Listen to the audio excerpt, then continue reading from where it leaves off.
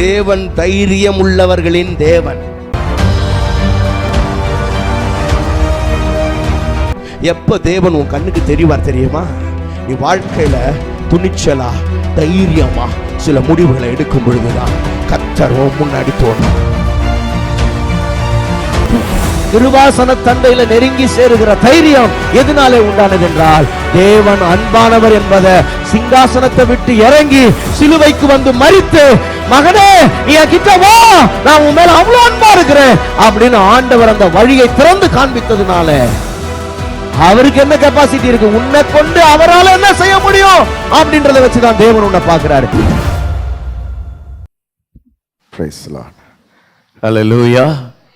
கர்த்தருடைய பரிசுத்த நாமத்துக்கு மகிமை உண்டாவதாக. உங்கள் யாவரையும் ஆண்டவரும் இரட்சகருமாகிய இயேசு கிறிஸ்துவின் நாமத்தினாலே வாழ்த்தி வரவேற்கிறேன்.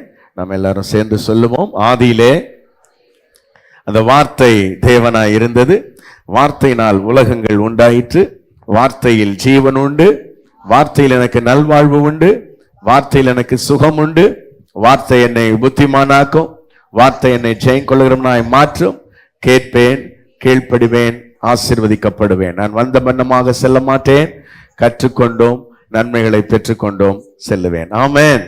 அல்லேலூயா. கர்த்தருக்கு மகிமை உண்டாவதாக. நாம் கடந்த சில வாரங்களாக நீங்கள் சுதந்திரவாளிகள் என்கிறதான தலைப்பில் செய்திகளை தியானித்து கொண்டிருக்கிறோம். நாம் அத்தனை பேரும் சுதந்திரவாளிகள். எத்தனை பேர் நம்புறீங்க அதை? அல்லேலூயா. ரட்சிக்கப்பட்ட தேவனுடைய பிள்ளைகள் நீங்கள், ஆண்டவருடைய வாக்கு தத்தங்களுக்கு நீங்கள் சொந்தக்காரர்கள். ஏனென்றால் நீங்கள் தேவனுடைய பிள்ளைகள். யாரு தேவனுடைய பிள்ளைகளோ அவங்க அத்தனை பேரும் ஆண்டவருடைய ஆசீர்வாதத்திற்கு சொந்தக்காரர்கள். ஆகவே தேவன் உங்களை சுதந்திரவாளிகள் என்று அழைக்கிறார். நீங்க எல்லாரும் தேவனுடைய பிள்ளைகள் தானே அப்படின்னா அப்படி இல்லை அப்படின்றத நான் சொன்னேன். ஏன்னா தேவனுடைய பிள்ளைகள் என்கிற அந்த நிலைக்கு அப்படிதான் கடவுள் படைச்சார். ஆனால் அந்த நிலையிலிருந்து நாம விழுந்துட்டோம். விழுந்து போன இந்த மனுக்குலம் மீண்டுமாக அந்த நிலைக்கு வர வேண்டியது ரொம்ப அவசியம்.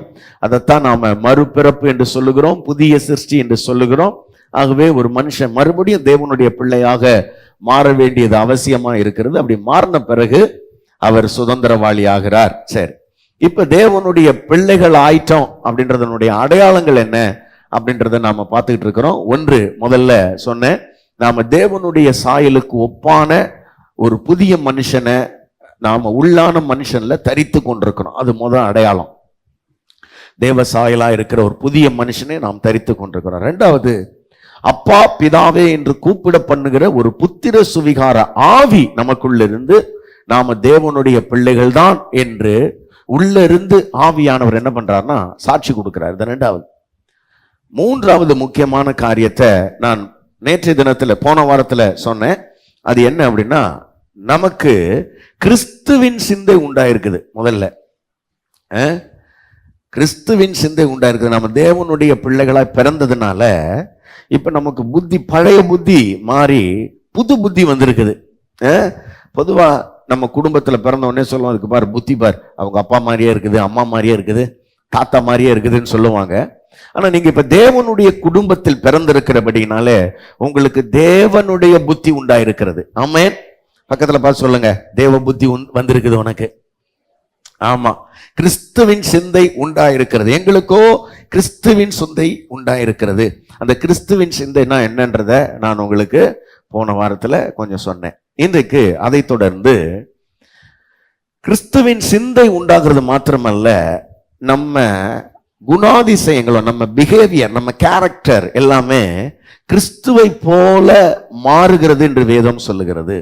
Price God. ஆமென். தேவனுடைய பிள்ளைகளுடைய சுபாவங்கள் எப்படி மாறுதுன்னா தேவனை போலவே மாறுகிறது, மாற வேண்டும். தேவ பிள்ளைகளுடைய சுபாவம் தேவனை போலவே மாற வேண்டும் என்று வேதம் சொல்லுகிறது. வாசிக்கலாமா? 2 பேதுரு 1:4 நாம வாசிக்கலாம். 2 பேதுரு 1:4. இச்சையினால் உலகத்தில் உண்டான கேட்டுக்கு தப்பி, இச்சையினால் உலகத்தில் உண்டான கேடு. நல்லா ஞாபகம் வச்சுங்க. இந்த உலகத்துக்கு கேடு வந்திருக்குது. உலகம் கேடுனால நிறைஞ்சிருக்குது, இன்னும் கெட்டு தான் போக போகுது. உனக்கு என்ன கேடுன்னு வாங்கல கேட்டுருக்கீங்களா நீங்க? அப்ப இச்சையினால் உலகத்துக்கு கேடு வந்துருச்சான். இச்சை எங்க? ஆதியில ஏதேன் தோட்டத்துல. இச்சையினால் உலகத்தில் உண்டான கேடு, அது தொடர்ந்து கேட்டுக்கு நேரா போயிட்டு இருக்குது. ஆனா நீங்களும் நானும் அந்த கேட்டிலிருந்து தப்பி இருக்கிறோம். கர்த்தர் நம்மள கேட்டிலிருந்து தப்ப வச்சுட்டார். தப்பி திவ்ய சுபாவத்துக்கு பங்குள்ளவர்களாகும் பொருட்டு. எல்லாரும் சொல்லுங்க திவ்ய சுபாவம். சொல்லுங்க திவ்ய சுபாவம். திவ்ய சுபாவத்திற்கு பங்குள்ளவர்கள் ஆகும் பொருட்டு, டிவைன் கேரக்டர், டிவைன் பிஹேவியர் அல்லது டிவைன் ஆட்டிடியூட். உங்களுடைய பிஹேவியர் எப்படி மாறுது அப்படின்னா, திவ்யமாக, திவ்யம் என்றால் தெய்வீகமாக, தேவனை போல.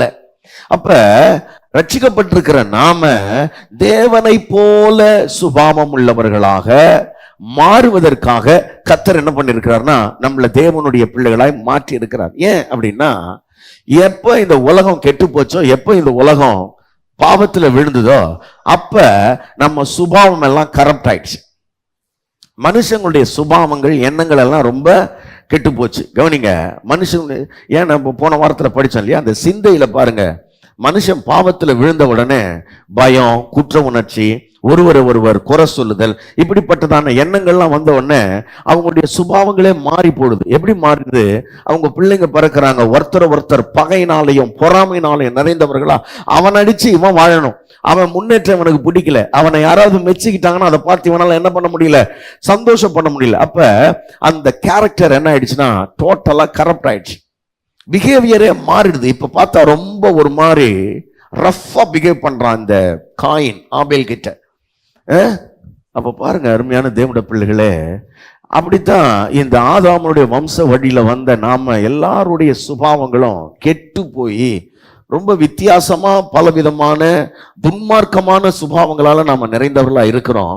ஆனா கர்த்தர் என்ன பண்றாருன்னா, இந்த சுபாவத்தை மாத்துறாரு. அவருடைய பிள்ளைகளுக்கு இந்த சுபாவம் மாறணும்னு சொல்றாரு. இன்னொரு வசனத்தை படிங்க பார்க்கலாம். ஏன்னா நம்ம பல நேரங்கள்ல இந்த சுபாவங்கள் நமக்கு மாறாமலே இருக்குது. மாறாமலே இருந்துச்சுன்னா நம்ம தேவனுடைய பிள்ளைகள் என்பது என்ன அர்த்தம்? அப்படி அர்த்தம் ஆகாது. வாசிங்க, எபேசியர் 2ஆம் அதிகாரம் 3வது வசனத்தை நம்ம வாசிக்கலாம். எபேசியர் 2:3. அவர்களுக்குள்ளே நாம் எல்லாரும் முற்காலத்திலே தமது மாம்ச இச்சையின்படியே நடந்து. நல்லா கவனிங்க, ஒரு காலம் நம்ம ரட்சிக்கப்படுறதுக்கு முன்னாடி, ஆண்டவருக்குள்ள வர்றதுக்கு முன்னாடி நாம என்னெல்லாம் நினைக்கிறோமோ அதெல்லாம் செய்வோம். நம்முடைய மாம்ச இச்சையின்படி நம்முடைய மாம்சமும் மனதும் விரும்பினவைகளை செய்து. அப்படின்னா பாருங்க, இது உலகத்துல இதுதான் இயல்பு. மனுஷங்க இப்படிதான் இருப்பாங்க. என்னன்னா, எனக்கு சரின்னு பட்டா செஞ்சுட்டு போயினே இருப்போம் பிரதர். கரெக்ட். அது அடுத்தவங்களை பாதிக்குமா, நம்ம குடும்பத்தை பாதிக்குமா, எல்லாருக்கும் அது நல்லதா இருக்குமான்லாம் யோசிக்கிறதே கிடையாது. நமக்கு சரின்னு பட்டா செஞ்சுட்டு போயிட்டே இருப்போம். அது பல நேரங்கள்ல ரொம்ப சுயநலம் உள்ளதா, அடுத்தவங்களை அதிகமா பாதிக்கக்கூடியதா இருந்தாலும் அதை பத்தி எல்லாம் நம்ம என்ன பண்றது இல்லைன்னா கவலைப்படுறதே இல்லை. அப்படி ரொம்ப மோசமான சுபாவம் உடையவர்களா தான் நம்ம வாழ்ந்திருக்கிறோம். அதை படிங்க, அந்த வசனத்தை முடிங்க பார்க்கலாம். மாம்சமும் மனதும் விரும்பினவைகளை செய்து சுபாவத்தினாலே மற்றவர்களைப் போல கோபாக்கினையின் பிள்ளைகளாய். நல்ல கவனிங்க, அந்த வார்த்தை ரொம்ப முக்கியம். ஏன்னா சுபாவம் நம்மள என்ன வாக்கிடுதுன்னா கோபாக்கினையின் பிள்ளைகள். இந்த உலகத்துல ரட்சிக்கப்படாதவங்க இருக்காங்க இல்லையா, அவங்க கோபாக்கினைக்கு நேராக போவதற்கு காரணம் அவங்க சுபாவம்னு சொல்லுது இந்த வசனம். ஏன் அவங்க தண்டிக்கப்படுறாங்க, ஏன் அவங்க ஆக்கினை தீர்ப்புக்கு நேராக போறாங்கன்னா அவங்களுடைய சுபாவம் அவ்வளவு மோசமானதா இருக்குது. அப்ப ரட்சிக்கப்பட்ட நாம நம்முடைய சுபாவங்கள் தேவனாலே மாற்றப்படுகிறது. தேவன் நம்முடைய சுபாவங்களை மாற்ற விரும்புகிறார். ஏன்னா கேட்டிலிருந்து தப்பி பிழைத்த நாம நம்முடைய சுபாவங்கள் மாறுவதற்கு நம்மளை அர்ப்பணிக்க வேண்டியது மிகவும் அவசியமா இருக்கிறது. கவனிங்க, பல நேரங்கள்ல ரட்சிக்கப்பட்ட பிறகும் கூட நம்முடைய சுபாவங்கள் பெருசா என்ன பண்றது இல்லைன்னா மாறுவதில்லை. காரணம் என்னன்னா, நமக்கு சுபாவ மாற்றம் என்கிற ஒன்று அவசியம் என்றே தெரியறதில்லை. பல நேரங்கள்ல ஒண்ணு நம்ம குடும்பங்கள்லயும் அதை சொல்லி தர்றதில்லை. இப்ப பாருங்களேன், ஒருத்தர் கோபப்படுறாருன்னா அவருக்கு அந்த கோபப்படுறது இது ரொம்ப சாதாரணமான ஒரு விஷயமா தெரியும். ஊர்ல என்னங்க யாரும் செய்யாத தப்பி அவர் பண்ணிட்டார், கொஞ்சம் கோவப்படுவாரு. ஏன்னா இப்ப கோபம் வந்து ஒரு இயல்பான சுபாவமா அது போயிட்டுச்சு. ஒண்ணு, ஒருத்தர் கொஞ்சம் சோம்பேறியா இருக்கிறாருன்னு வைங்களேன், என்ன கொஞ்சம் அதிகம் தூங்குவாரு, அது என்ன பெரிய விஷயமா, இருந்துட்டு போட்டோம். ஏன்னா எந்த சுபாவமும் சரி அப்படின்ற மாதிரி இன்னைக்கு என்ன பண்ணிடுச்சுன்னா வழக்கத்துக்கு வந்துருச்சு. ஒருத்தர் தூஷணமா பேசுறது ரொம்ப, அது வந்து ரொம்ப இன்னைக்கு என்ன ஆயிடுச்சு, ஈஸி ஆயிடுச்சு. அதே போல அடுத்தவங்களை பற்றியான அவதூறுகளை பரப்புறது இருக்குல்ல. ஒருத்தரை நம்ம ஈஸியா என்ன பண்ணிடலாம், அசிங்கப்படுத்திடலாம் தானே, ஆமாவா இல்லையா? என்ன ஒன்றும் தெரியாத மாதிரி யோசிக்கிறீங்க. இந்த யூடியூப்லாம் பாருங்க, பிளேட்டோவா அரிஸ்டாட்டிலோ தெரில, யாருன்னு தெரில, அவங்க ஒரு 3000 வருஷத்துக்கு முன்னாடியே சொல்லி வச்சுக்கிறாங்க, கோழைகள் தங்கள் கைகளில் எடுக்கும் ஆயுதம் அவதூறு அப்படின்னு சொல்லிட்டு. ஒருத்தனோட நேரடியாக மோதி சண்டை போட்டு ஜெயிக்கிறதுக்கு தெரியாதவங்க தான் என்ன பண்ணுவாங்களா, அந்த மாதிரி அவன் மேலே இருக்கிற பொறாமைகளில் அவங்கள பற்றி அவதூறுகள்லாம் பேசி அவங்கள காலி பண்ண நினைக்கிறது. கவனிங்க, அப்போ இந்த மாதிரி எத்தனையோ மோசமான சுபாவங்கள் வந்து ரொம்ப இன்னைக்கு அது ரொம்ப காமன் ஆயிடுச்சு. இது எல்லாரும் பரவாயில்லைங்க, எல்லாரும் செய்யறாங்க, இது ஒன்றும் பெரிய விஷயம் இல்லை அப்படின்ற மாதிரி ஆயிடுச்சு. ஒருத்தரை அதிகமாக வாயாடுறதாகட்டும், என் பொண்ணு கொஞ்சம் வாய் அதிகம், அவ்வளோதான். ஏன்னா இதெல்லாம் இயல்பான சுபாவங்களாக ஏற்றுக்கொள்ளப்பட்டிருக்கிறது இன்றைக்கு மனிதர்களால். ஆனால் கவனிங்க, இத வேதம் என்ன சொல்லுதுன்னா, நாம திவ்ய சுபாவத்திற்கு பங்குள்ளவர்களாகும் பொருட்டு அழைக்கப்பட்டிருக்கிறோம்னு வேதம் சொல்லுது. ஆகவே ரட்சிக்கப்பட்ட பிறகு கிறிஸ்தவ சபைகளுக்கு போற நீங்க, வேதத்தை வாசிக்கிற நீங்க, ஆண்டவருடைய ஆசீர்வாதத்துக்கு பங்குள்ளவர்களாக வேண்டும் என்று விரும்புகிற நீங்க, இந்த மாதிரி மாம்சமும் மனதும் விரும்புற ஜென்ம சுபாவமான மனுஷர்களை போல உங்க சுபாவங்கள் இருக்கக்கூடாது. அப்ப இந்த வாழ்க்கையில ஒரு பெரிய பயிற்சி இருக்கு நமக்கு. அது என்னன்னா, கவனிங்க, நமக்குள்ள இயல்பாகவே பெற்றுக்கொண்ட, நம்முடைய பிதாக்கள் கிட்ட இருந்து பெற்றுக்கொண்ட இந்த மாம்ச சுபாவத்தை நாம மேற்கொண்டு இந்த திவ்ய சுபாவத்துல நாம வளர்ந்து பெருக தேவனுடைய கிருபையை நாடி இந்த சுபாவத்தை வளர்த்து கொள்ள நாம் நம்மளை அர்ப்பணிக்க வேண்டியது ரொம்ப அவசியமா இருக்கிறது. பல நேரங்கள்ல எவ்வளோ நாள் சர்ச்சைக்கு போகிறோம், ஆனால் நம்ம சுபாவங்கள் என்ன பண்ண மாட்டேங்குதுன்னா மாற மாட்டேங்குது. 40-50 வருஷம் போனால் கூட சிலருக்கெல்லாம் ரொம்ப இழிவான சுபாவங்கள்லாம் மாறாமலே இருக்கிறத நம்ம பார்க்க முடியும். வயசானவங்களை எத்தனையோ பேரை ரொம்ப சின்ன புத்தியோடு இருக்கிறதெல்லாம் நான் பார்த்துருக்குறேன். வயசு 60-70 ஆட்கள்லாம் பார்க்கும்போது சில நேரத்தில் என்னடா இது, நம்ம ஊரில் ஒரு 10-15 வயசு பையனுக்கு இருக்கக்கூடிய ஒரு மெச்சூரிட்டி கூட இந்த இப்படிப்பட்ட ஆட்களுக்கு இல்லையேன்னு நினைக்கும் போது பல நேரங்களில் ரொம்ப வருத்தமாக இருக்கும். காரணம் என்னன்னா, அவங்களுடைய பிஹேவியர், அவங்களுடைய சுபாவங்கள் ரொம்ப கேவலமானதாக இருக்கிறத நம்ம பார்த்துருக்குறோம். உங்களுக்கும் தெரிஞ்சிருக்கோம் நிறைய. கவனிங்க, அப்போ நம்ம சுபாவங்கள் எப்படி இருக்கணும்? இயேசு கிறிஸ்து ஒரு இடத்துல சொல்றாரு, ஒரு ஊருக்கு போகிறாங்க ஊழியம் செய்கிறதுக்கு. அந்த ஊரில் இயேசு கிறிஸ்துவை ஏற்றுக்கொள்ளலை. அவங்க சொல்கிறாங்க, எங்கள் ஊருக்கெல்லாம் வந்து நீங்கள் காஸ்பெல்லாம் ப்ரீச் பண்ணாதீங்க அப்படின்றாங்க. உடனே சீஷர்கள் என்ன சொல்றாங்க தெரியுமா? ஆண்டவரே, நம்மளை இவங்க ஏத்துக்கல, இந்த ஊரை நம்ம என்ன பண்ணிடலாம், அழிச்சிடலாம். எலியா அக்கினியை இறக்கி அன்னைக்கு அழிச்சது மாதிரி இவங்களெல்லாம் என்ன பண்ணிடலாம், அழிச்சிடலாம். பாருங்க எவ்வளவு மோசமான எண்ணம். நம்மளை ஒருத்தர் ஏற்றுக்கலன்றதுக்காக அவங்களை அழிச்சிடுறதா? ஏங்க, நம்மளை எல்லாருக்கும் பிடிக்கணும்னு என்ன அவசியம்? புரியுதா உங்களுக்கு? சில ஆட்கள் நமக்கு, நம்மளை யாருக்காவது பிடிக்கலன்னா அவள் தான், அவங்க நல்லாவே இருக்கக்கூடாதுன்ற மாதிரியான எண்ணம். இந்த சீஷர்களுக்கும் அப்படி ஒரு எண்ணம் வந்திருக்குது பாருங்க. எங்களை ஏத்துக்காம நீ இருந்துட்டனா உன்னை பாரு என்ன பண்றேன்னு.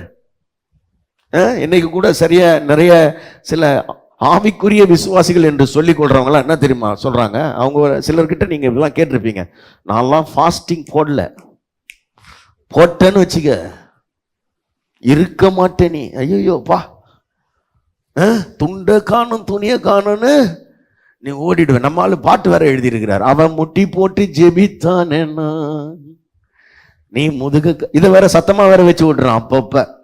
ஏன்னா இவனுக்கு யாராவது பிரச்சனை கொடுத்துட்டான்னா இந்த பாட்டை போட்டு சத்தமா வச்சிடறான், கிறிஸ்தவனை டிஸ்டர்ப் பண்ணாத அப்படின்னு. ஏன்னா இது இவன் மனசை பிரதிபலிக்கிற மாதிரியே இருக்குது. இது இல்லையே நம்ம சுபாவம். ஆண்டவர் சொல்றாரு அழிச்சிட்டுமா அப்படின்னு கேட்டா ஆண்டவர் சொல்லல. அவர் என்ன சொல்றாரு தெரியுமா? இல்லப்பா, என்ன ஆவிடா உனக்கு, என் ஆவியா இருக்கு உனக்கு அப்படின்னு கேட்கிறார். வாசிக்கிறீங்களா? லூக்கா எழுதின சுவிசேஷம், வாங்க.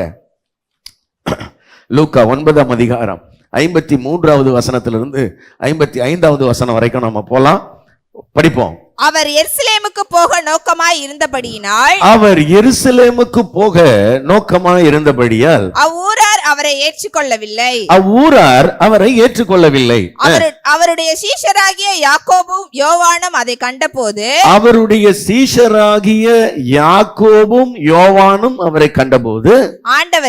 ஆண்டவரே, எலியா செய்தது போல வானத்திலிருந்து அக்கினி இறங்கி இவர்களை அழிக்கும்படி நாங்கள் கட்டளையிட உமக்கு சித்தமா என்று கேட்டார்கள். நீங்க ஊனுங்க ஆண்டவரே, நீங்க ஊன்னு சொன்னீங்கன்னா நாங்க என்ன பண்ணிடுறோம், முச்சிடுறோம் இவனுங்களே, நாங்கள் கட்டளையிட உமக்கு சித்தமா அப்படின்னு கேக்குறாங்க. இயேசு கிறிஸ்து என்ன சொன்னார்? ஆமாம்பா, அழிச்சிடுங்கன்னாரா? அவர் திரும்பி பார்த்து, நீங்கள் இன்ன ஆவியுள்ளவர்கள் என்பதை அறியீர்கள் என்று. உங்களுக்கு இன்னும் கூட புரியலடா, என் கூட இவ்வளவு நாளா டிராவல் பண்றீங்க, உங்களுக்கு என்ன புரியல? என்னுடைய ஆவியை நீங்க பெற்றிருந்தீங்கன்னா இந்த மாதிரி திங்க் பண்ணவே மாட்டீங்க. என் ஆவி உங்களுக்குள்ள இருந்துச்சுன்னா என்ன ஆவி உடையவர்கள் என்பதை நீங்கள் அறியீர்கள். உங்களுக்கு புரியவே இல்லை இன்னும். ஏன்னா மனுஷகுமாரன் பட்சிக்கிறதுக்கு வரல, எல்லாரையும் அழிச்சிடுறதுக்காக அவர் வரல, எல்லாரையும் ரட்சிக்கிறதுக்காக, எல்லாரையும் ஆதரிக்கிறதுக்காக, எல்லாருக்கும் நன்மை கொடுக்கிறதுக்காக இயேசு கிறிஸ்து இந்த பூமிக்கு வந்தாரா? இது எப்ப உங்களுக்கு தெரியும்? உங்க சுபாவம் ஏன் இவ்வளவு மோசமா இருக்குது? நம்மளை ஏத்துக்கிறவங்க நல்லா இருக்கணும், ஏத்துக்காத எல்லாரும் கெட்டு நாசமா போகணும்னு ஏன் நினைக்கிறேன்னு கேட்கிறார் இயேசு கிறிஸ்து. பிரைஸ் காட், ஆமென். சில ஆட்கள் பாருங்களேன், நல்லா பழகிட்டே இருக்கும் போது ஒருத்தரோட அவங்களுக்கு ரொம்ப பழகுவாங்க, ரொம்ப இழகுவாங்க. ஐயோ, அவங்க ஏதாவது அவங்களுக்கு கொஞ்சம் மனஸ்தாபங்கள் வந்து கொஞ்சம் பிரிஞ்சுட்டாங்கன்னு வைங்களேன், அவங்கள பத்தி பேசுறது இருக்கு பாருங்க, இல்லாததும் பொல்லாததெல்லாம் பேசி அவங்களுக்கு என்னெல்லாம் கெடுதல் பண்ண முடியுமோ அப்படியெல்லாம் கெடுதல் பண்ண ஆட்கள்லாம் நீங்க பார்த்துருக்கீங்களா? பார்த்தது இல்லையா? நல்ல வேளை நீங்க பாக்கியவான்கள், நான் நிறைய பேரை பார்த்துருக்கிறேன். என்ன மோசமான ஆவி அது, என்ன மோசமான சுபாவம் அது பாருங்க. ஏன்னா அவங்களோட இவங்க இப்ப இல்லைன்ற ஒரே காரணத்துக்காக அவங்கள பத்தி அவதூறுகளை பரப்பி அவங்களுடைய வாழ்க்கையை கெடுத்து, அவங்களுடைய சமாதானத்தை கெடுத்து எல்லாத்தையும் பண்றது. ஆண்டவர் சொல்றாரு, என்ன ஆவிடா உனக்கு, நீ ஏன் ஆவியை பெற்றிருந்த அப்படி யோசிக்க மாட்டேன் அப்படின்னு சொல்றாரு. சரி, ஒண்ணு. ரெண்டாவது, இன்னொரு எக்ஸாம்பிள் நான் உங்களுக்கு சொல்றேன் பாருங்க. அப்போஸ்தலர் நடவடிக்கைகள், ஒரு மெஜிஷியன் ஒருத்தர், இந்த மேஜிக் பண்றவர், மாய வித்தைக்காரர் ஒருத்தர் என்ன பண்றாருன்னா ரட்சிக்கப்படுறாரு. அப்போஸ்தலர் நடவடிக்கைகள் 8ஆம் அதிகாரத்துல அவரு விசுவாசித்து தான் ஞானஸ்தானம் பெறாரு, அப்படிதான் வசனம் சொல்லுது. அவரும் பிலிப்புனால சுவிசேஷத்தை கேட்டு விசுவாசித்து ரட்சிக்கப்படுறாரு. ஆனா ரட்சிக்கப்பட்டு வந்தா கூட சில நேரத்துல புத்தி எப்படி இருக்குதுன்னா, எப்பவுமே பாருங்க, இந்த மாய வித்தைக்காரனுக்கு தன்னை ஒரு பெரிய ஆளா காட்டணும்ன்றது எப்பவுமே எண்ணம். நான் ஒரு பெரிய ஆளு. ஏன்னா அந்த வசனம் எப்படி சொல்லுதுன்னா, தேவனுடைய பெரிதான சக்தி இவன் தான் என்று அநேகர் அவன் நம்ப பண்ணிக்கிட்டு இருந்தான். நான் ரொம்ப பெரிய ஆளு, நான் ரொம்ப பெரிய ஆளு, ஆமா அவர்கிட்ட சம பவர் இருக்கு, அவர் கை வச்சா இது ஆயிடும் அது ஆயிடும்ன்ற மாதிரி ஜனங்களை நம்ப வச்சுக்கிட்டு இருந்தான். இப்ப ரட்சிக்கப்பட்டு வந்ததுக்கு பிறகு கூட இவன் புத்தியில அது போகவே இல்லை. அது போகாம இவன் என்ன நினைக்கிறான்னா, ஒரு டைம்ல அப்போஸ்தலனாகிய பேதுரு வந்து அந்த சமாரியா பட்டணத்துல அநேகருக்காக ஜெபம் பண்றாரு. ஜெபம் பண்ணா ஆவியானவர் தன்னுடைய வரத்தை இந்த ஜனங்க மேல எல்லாம் பொழிகிறார். எல்லாரும் அபிஷேகம் பெற்றுக்கொள்றாங்க. இவன் பாக்குறான், இது என்னடா இது, நம்மளை விட பெரிய வித்தையா இருக்குது, இந்த மாதிரி வித்தை நமக்கு தெரியலையே அப்படின்னு சொல்லிட்டு அவன் சேர்த்து வச்சிருந்த பணத்தெல்லாம் கொஞ்சம் எடுத்துட்டு போய் நைஸா பேதுருவை போய் சந்திக்கிறான். சந்திச்சுட்டு, ஐயா இந்த வித்தியை எங்க கத்துக்கினீங்க, தயவு செஞ்சு இந்த வித்தியை என்ன பண்ணுங்க, எனக்கும் சொல்லி கொடுங்க. நானும் யார் மேலெல்லாம் கை வைக்கிறேனோ அவங்க எல்லார் மேலேயும் என்ன பண்ணணும், ஆவியானவர் வந்து இறங்கணும், அவங்களும் ஆவியில நிறைஞ்சு இதே மாதிரி ஆடணும், அதுக்கு எனக்கு ஹெல்ப் பண்ணுங்கன்னு உடனே பேதுரு அவனை பார்த்து சொல்றாரு, என்னடா டேய் ரொம்ப சுபாவமே மாறலடா. படிங்க பார்க்கலாம். அப்போஸ்தலர் நடவடிக்கைகள் 8ஆம் அதிகாரம் 21, 22வது வசனங்களை வாசிக்கலாம். உன் இருதயம் தேவனுக்கு முன்பாக செம்மையாய் இராதபடியினால், உன் இருதயம் தேவனுக்கு முன்பாக செம்மையாய் இராதபடியினால் இந்த விஷயத்திலே உனக்கு பங்கும் இல்லை பாவமும் இல்லை, பங்கும் இல்லை பாகமும் இல்லை. ஆகையால் நீ உன் துர்க்குணத்தை விட்டு மனம் திரும்பி. கவனிங்க, உனக்குள்ள என்ன இருக்குதுன்னா துர்க்குணம் இருக்கு. ஏன்னா தேவனுடைய வரத்தை பணத்தால சம்பாதிக்கலாம் நினைக்கிற ஒண்ணு, அந்த தேவனுடைய வரத்தை வச்சு நீ என்ன பண்ணுவ, பணத்தால அந்த வரத்தை சம்பாதிச்சா அதை வச்சு பணம் பண்ணலாம்னு நினைப்ப. என்ன மோசமான சுபாவம் உனக்கு. ஆண்டவர் வரத்தை பணத்தினால சம்பாதிக்கலாம் நினைக்கிறதே ஒரு பெரிய விஷயம். அதை வச்சு இன்னும் பணம் பண்ணலான்றது அவனுடைய உள்ள இருக்கிற இன்டென்ஷன். தன்னை இன்னும் பெரிய ஆளா காட்டணும்ன்றது அவனுடைய உள்ளான நோக்கம். துர்க்குணத்தில் இருக்கிறதாக நான் காண்கிறேன். படிங்க, துர்க்குணத்தை விட்டு மனம் திரும்பி தேவனை நோக்கி வேண்டிக்கொள். ஒருவேளை உன் இருதயத்தின் எண்ணம் உனக்கு ஒருவேளை நீ இப்படிப்பட்ட மோசமான குணம் உடையவனா இருக்கிறதுனால நீ ஒழுங்கா மனம் திரும்பி ஜெபம் பண்ணு. ஒருவேளை ஆண்டவர் உனக்கு மன்னிச்சாலும் மன்னிப்பார். ஏன்னா நீ கசப்பான பிச்சிலும் பாவ கட்டிலும் அகப்பட்டிருக்கிறதாக காண்கிறேன். அப்ப உன் சுபாவமே சரியில்லை, உன் இருதயத்தின் எண்ணங்கள்லாம் சரியில்லை அப்படின்னு ஆண்டவர் என்ன பண்றாருன்னா அங்க அந்த மாய வித்தைக்காரனை கடிந்து கொள்ளுகிறத நாம பாக்குறோம். நல்லா கவனிங்க அருமையான தேவனுடைய பிள்ளைகளே. அப்ப இந்த உள்ளான மனுஷனுடைய சுபாவம்ன்றது ரொம்ப மோசமானது. ஏன்னா வேதம் சொல்லுது, இருதயமே திருக்குள்ளதும் மகா கேடு நிறைந்ததுமா இருக்கிறது என்று வேதம் சொல்லுகிறது. அப்ப ரட்சிக்கப்பட்ட நம்முடைய வாழ்க்கையில நம்முடைய சுபாவங்கள் மாற வேண்டியது அவசியம். நம்முடைய சுபாவ மாற்றம் என்பது தேவன் விரும்புகிற ஒன்றாயிருக்கிறது. அன்பான கர்த்தருடைய பிள்ளைகளே, நான் உங்களுக்கு சொல்றேன், ரட்சிக்கப்பட்ட பிறகு நம்முடைய சுபாவம் எந்த அளவுக்கு மாறி இருக்கிறது அப்படின்றத நீங்க தான் அறிவீங்க. உங்களுக்குள்ள இருக்கிற ஆவியானவர் அறிவார். சுபாவ மாற்றங்கள் உண்டாயிருக்குதா? சரி, இது ஒண்ணு பாருங்க. இவன் சொன்ன மாதிரி ஒரு பக்கம் பகையும் பொறாமையும், இந்த பக்கம் பண ஆசையும் பெருமையும். இது மாத்திரம் இல்ல, இன்னும் ஏராளமான மோசமான சுபாவங்கள் இருக்குது. அதுக்கெல்லாம் இப்ப நம்ம பார்க்கறதுக்கு நேரம் இல்லை. நம்ம உள்ளத்தை கொஞ்சம் நாமளே உற்று பார்க்கலாம். கர்த்தர் நமக்கு உதவி செய்வார். ஒண்ணு, சிலருக்கு இன்னொரு வேற விதமான சுபாவம் இருக்கு. அது எப்படி தெரியுமா? இது கொஞ்சம், நான் யார் வம்பு தும்புக்கும் போகாதவன் பிரதர், எனக்கு எந்த பழக்கமும் கிடையாது. எனக்கு பீடி சிகரெட்டு கிடையாது, பொடி கிடையாது, வெத்தலை பாக்கு கிடையாது, தண்ணி கிண்ணி ஒன்றும் கிடையாது. வேற ஏதாவது? அதெல்லாம் எந்த பழக்கமும் கிடையாது பிரதர். நான் ரொம்ப நல்லவன். சர்ச்சுக்கு கரெக்டா போயிடுவேன். சர்ச்சுக்கு நான் கரெக்டா போயிடுவேன். பைபிள் டெய்லி படிச்சிடுவேன். ஒழுங்கா ஜெபம் பண்ணிடுவேன். காணிக்கெல்லாம் கரெக்டாக கொடுத்துருவேன். அப்படின்றதுனாலயே அடுத்தவங்களை பார்க்கும் பொழுது ஒரு ஏளனமாக பார்க்கறது. நீலாம் எதுக்கு வாழ்ற? ஒழுங்கா சர்ச்சுக்கே வர்றது உனக்கு துப்பு கிடையாது, நீ எல்லாம் வந்துட்டியாயா அப்படின்ற மாதிரியான ஒரு எண்ணம் எனக்குள்ள இருந்ததுன்னா பாருங்க. இப்ப சொன்ன ரெண்டு ஆட்கள், அந்த சுபாவத்துக்கும் இந்த சுபாவத்துக்கும் பெருசா ஒன்றும் வித்தியாசம் கிடையாது. ஏன்னா அவன் வேற விதமான தவறான சுபாவத்தில் இருக்கிறான், இவன் கொஞ்சம் மேட்டிமை சுபாவத்தில் இருக்கிறான். இவன் கொஞ்சம் ஆவிக்குரியவன் என்கிற நினைப்பிலேயே என்ன நினைக்கிறான்னா அடுத்தவங்களெல்லாம் கேவலமா நினைக்கிறது. என்னை விட நல்லவன் யாரும் கிடையாது பிரதர், நான் ரொம்ப நல்லவன் பிரதர், நான் யார் வம்பு தும்புக்கும் போறதே கிடையாது, நான் என்ன போல ஒரு பர்ஃபெக்டான ஆளை நீங்க பார்த்துருக்கீங்களா, என்ன போல ஒரு கரெக்டான மனுஷனை பார்த்துருக்கீங்களான்னு நினைச்சுக்கிட்டு அடுத்தவங்களை ரொம்ப இழிவாக பார்க்கறதும். ஏன்னா சில நேரத்தில் பாருங்க, இந்த ஒயிட் அண்ட் ஒயிட் போறதுல கூட எங்களுக்கு ஒரு பெருமை இருக்குது சில ஆட்களுக்கு. சர்ச்சுக்கு போய் இந்த மாதிரிலாம் ட்ரெஸ் போட்டு வர கருப்பா,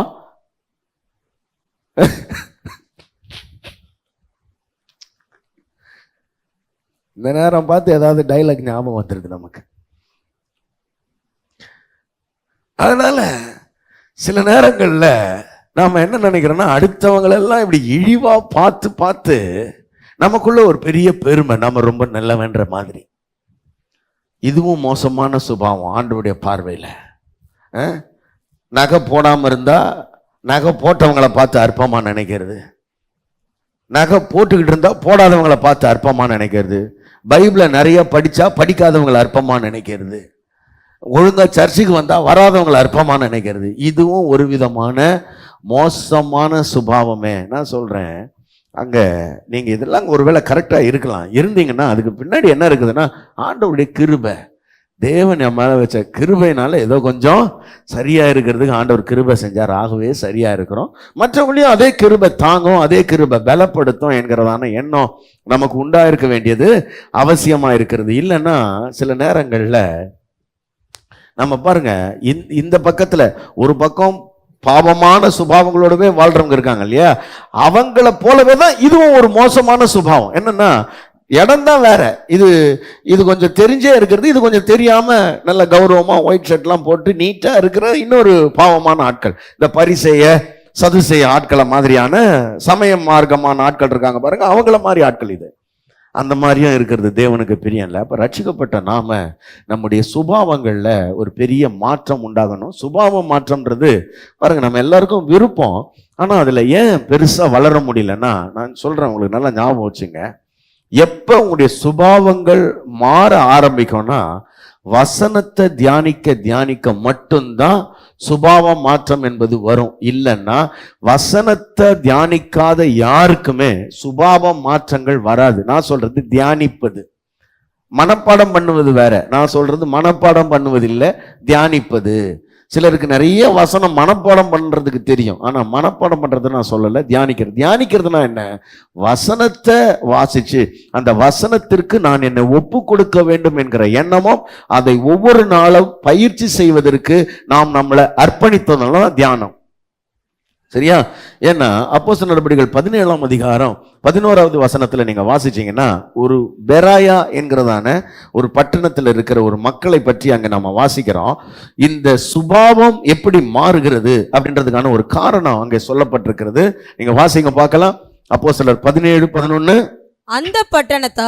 அந்த பட்டணத்தார் மனோவாஞ்சனையாய் வசனத்தை ஏற்றுக்கொண்டு. நல்லா கவனிங்க, முதல்ல இந்த வசனம் கேட்கறதுல ஒரு பெரிய வாஞ்சை இருக்கணும், வசனம் கேட்கறதுல ஒரு பெரிய தாகம் இருக்கணும். சில நேரத்துல சபையில வந்து வசனம் கேட்கறது மாத்திரம் கிடையாது, அதனாலதான் அதெல்லாம் இந்த யூடியூப்ல எல்லாம் போடுறோம். நேரம் கிடைக்கும் போதெல்லாம் அதை காதுல வச்சு கேட்டு, ஆண்டவரே இந்த வசனத்தின்படி வாழ எனக்கு உதவி செய்யும், இந்த வசனத்தின்படி என்னை மாற்றும் என்று சொல்லி நாம நம்மளை அர்ப்பணிப்பதின் மூலமாக ஒரு பெரிய மாற்றம் உண்டாகும்.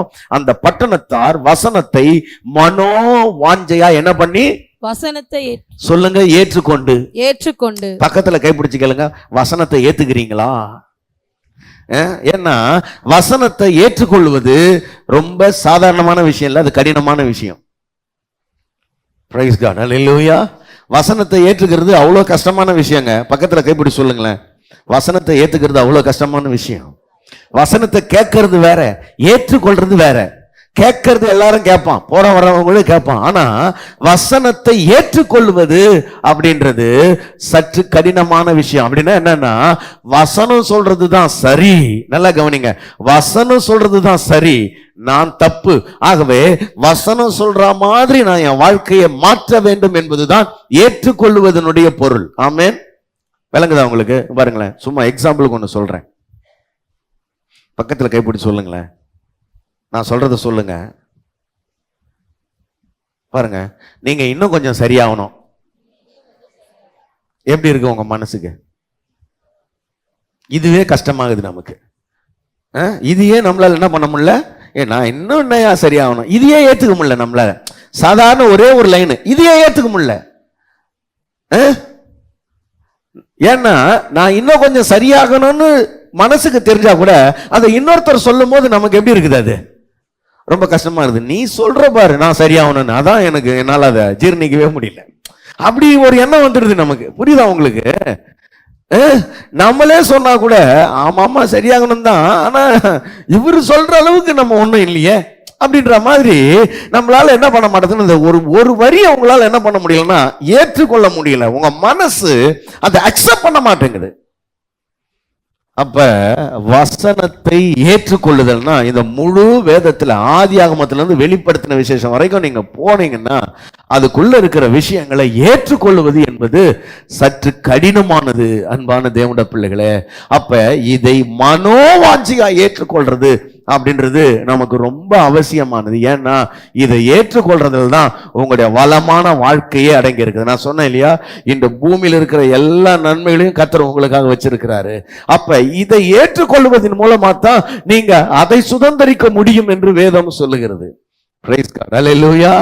ஆமா, நம்மளால என்ன பண்ண முடியலன்னா அதை ஏற்றுக்கொள்ளவே முடியல. அதை ஏற்றுக்கொண்டா தான் அடுத்தது கவனிங்க, இதை ஏற்றுக்கொண்டாதான் எப்படி, இப்ப அது இந்த வசனம் என்ன சொல்லுது, நாம் எல்லாரும் பாவிகள்னு சொல்லுது. அதை ஏத்துக்கிட்டா ஆமா நான் பாவின்னு முதல்ல என்ன பண்ண தோணும்னா அக்செப்ட் பண்ணிப்போம் முதல்ல.